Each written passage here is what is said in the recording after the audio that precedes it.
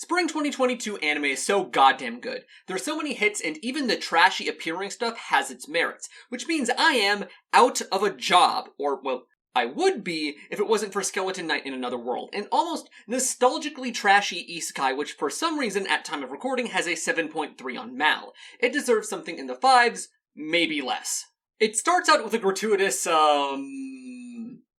assault scene. This is what English teachers call a hook. Now, I could go on about how tasteless this is, and I will later, but this is the opposite of what a hook should be. See, this starts with a bunch of, raising of the stakes, followed by the protagonist showing up to save the day. Now, a hook should make you curious about what will happen next. It should intrigue you, raise questions, give a sense of what you're gonna be here for. This does none of that. What do we learn here in this scene? Oh, well, he's a hero who saves people in trouble. Very original, very cool. But first off, this wasn't even shown until nearly a minute in, so his heroism is less of a hook and more of something that happens in the first scene. Secondly, this whole thing told us more about the characters our protagonist is saving and the villains he kills than it does about the protagonist, which sucks because A, he's the one who got the cool one-liner, and B, the rest of the show is about him, and after the admittedly fantastic OP by living legend Pelek, we're only focusing on him for a while. We then get the chronological start of our story, where our character, who we've never seen in the real world, has gotten isekai'd into a game he played where he had a super high-level character, so he is currently overpowered. But he had a skeleton skin on at the time, so now he looks like a skeleton if he takes his armor off. It doesn't do anything else, he still needs to eat and all of that stuff. It's not like Overlord, it's just an appearance thing. This part of the episode takes 5 minutes, and there is nothing important that I am leaving out. He goes into town where people think he's a knight. He's hungry, but he has no money. The rest of the episode happens because he went out to look for money. Now this could, in theory, be a nice setup to a fun, wacky misadventure where things get really out of hand. And so the humble beginnings of this misadventure make it funnier. Or, well, it could be any number of other things. With writing, the possibilities are endless, assuming, that is, you actually try.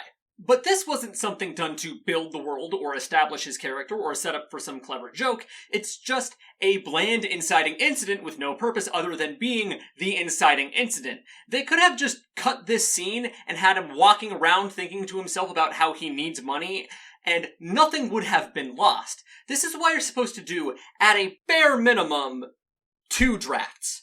Next, he sees an elf girl with pink hair getting mad at a private investigator who didn't turn up much. And we'll get back to this a bit later, but the protagonist basically creams himself at the realization that it's an elf. She doesn't show up for the rest of the episode. He goes to sign up with a guild, and to do so, he needs to prove himself by hunting 3 beasts, monsters, or bandits, and coming back with proof. Then he can make money doing adventures. He takes 2 boars out easily, and then when a monster attacks, he takes that out too. All the while, he matter-of-factly narrates to us using almost exclusively function-only dialogue. He then walks in on the attempted SA scene, which we had as our cold open, but this time we get his point of view. He sees they're in trouble and thinks that while it's obvious whose side he should take, he feels hesitant fighting humans instead of monsters. Is it because he fears the moral implication of taking another human life? Well, no, it's because it's like PvP, which pauses him for some reason. He then watches their clothes get torn off as he analytically determines that they have a numbers disadvantage, which in PvP is usually a sign that you're gonna lose.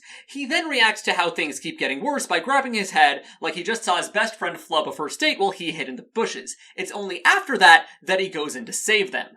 Now remember when I said we'd get back to the elf later? It's later. See, these 2 scenes have something in common, and that something is a little bit subtle. So, like, the stuff with the SA scene, this isn't how humans react to SA. Like, it's not how a sociopath would react, since he does seem to care, but it's also not how a person with a functioning moral compass would react. He's reacting like I am. Like it's a hypothetical assault scene in a fictional story he's observing as a third party. The despair he musters is no more extreme than the passive, snarky disgust I am currently expressing.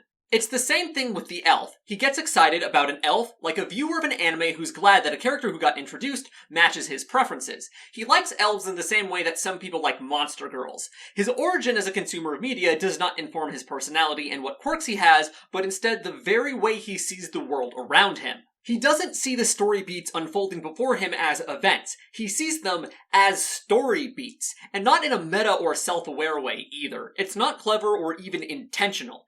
How does the story expect us to get engaged with its world when not even its protagonist is? And how does it expect us to admire our protagonist as a brave hero when he reacts to two girls getting assaulted the way I do when two people are getting in a petty argument on Discord? He agrees to take them back to town, but before they leave, he burns the bodies of the bandits because, like with the needing food thing, that mission he got to hunt 3 beasts, monsters, or bandits was just to get us to the next scene. It would have been so easy for him to have no luck finding monsters or beasts, but when he jumps in to save people, he realizes he got the bandits he needed, meaning he solved his problem in an unexpected way. That wouldn't even be good writing, but it'd be a story.